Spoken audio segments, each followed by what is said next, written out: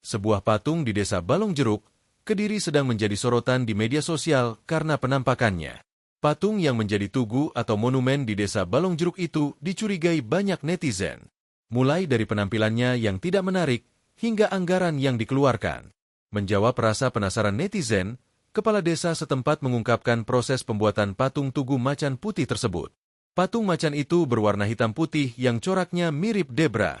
Sorotan kemudian mengarah pada anggaran biaya pembuatannya. Masyarakat, terutama dunia maya, merasa khawatir dengan wujud patung yang tidak proporsional dengan wujud asli macan itu memakan biaya yang tinggi.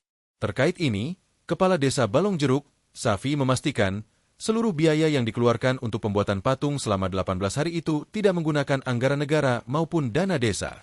Untuk pembuatan patung dengan ukuran panjang 1,5 meter, lebar 1 meter, serta tinggi keseluruhan termasuk fondasi tumpuan 2,5 meter itu, dia mengeluarkan anggaran sebesar 3,5 juta rupiah.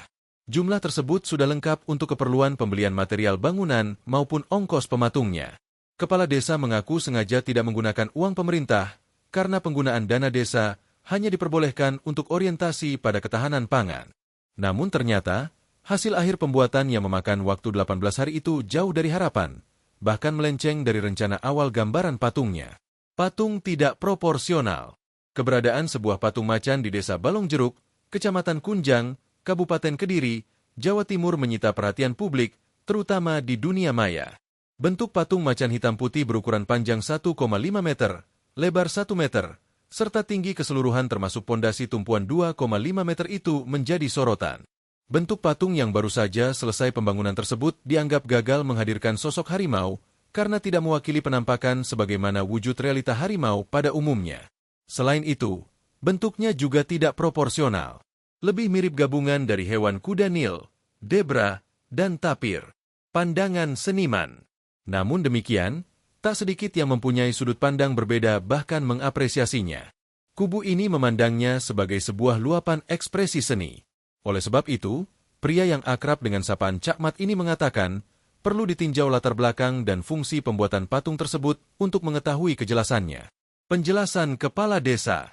Sementara itu, Kepala Desa Balong Jeruk, Safi mengatakan, pembuatan patung tersebut merupakan inisiatifnya yang sebelumnya telah mendapatkan persetujuan melalui sejumlah rapat desa.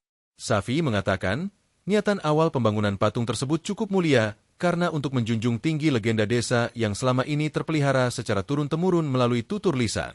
Untuk itu, dia berupaya mengangkatnya menjadi ikon desa supaya mempertegas cerita tersebut sekaligus sebagai pengingat bagi generasi selanjutnya. Atas niatan itu pula, dirinya mulai mencari pembuat patung. Kebetulan terdapat warga setempat yang juga selama ini dikenal sebagai pembuat patung.